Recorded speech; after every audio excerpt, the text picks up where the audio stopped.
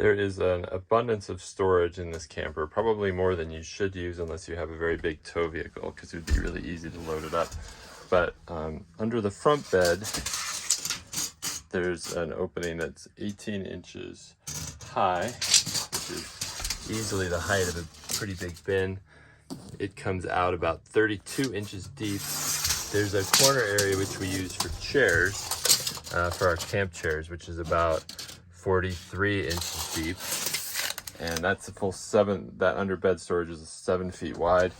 There's a couple of clips on each side, which we use to put a little bungee there. Underneath the bench, which is where we usually put bins that have our food in it, if we're on a big trip and don't have room in just the drawers. And that's about 35 inches wide and about 19 inches deep. And again, that also has a clip here and there that allow for storage. That'll take a bin that's about 16 inches deep, which is a lot of bins will fit under there. There's also storage underneath the bed here, which is 13 inches deep. A little bit hard to see in there, but you can see it's about 14 inches in that way and about maybe 2 feet wide. There's clips in there to hold that. And then underneath the bunk bed, there is a little bit harder to get storage. This is a nice place to put a toolbox or other stuff. It's really dark back here.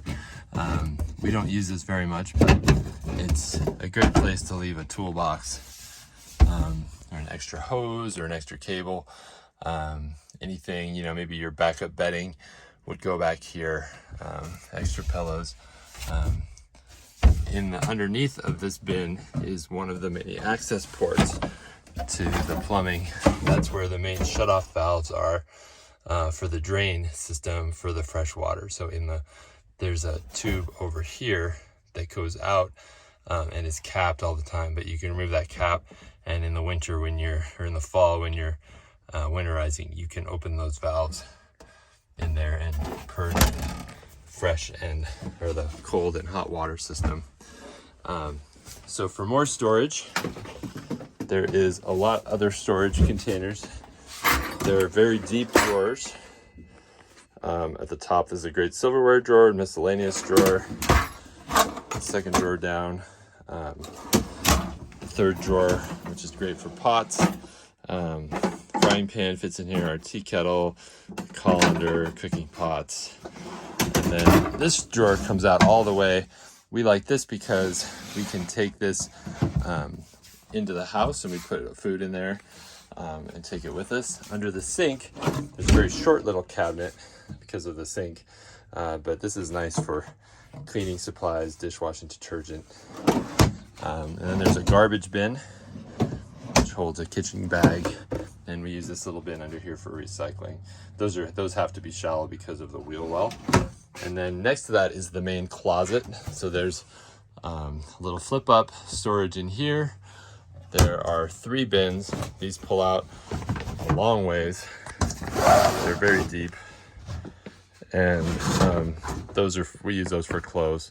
So these are really nice for clothes. I stuff a sleeping bag in there just so you can kind of get a sense of its scale. They're full 26 inches deep and about 12 inches tall, each one, those 3.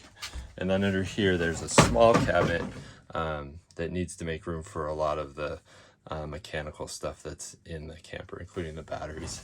And then in the bathroom, there's even more storage.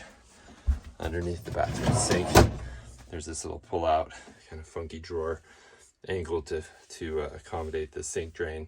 And then there's more room under here. We just put a soft basket in here for the water squirter for the potty.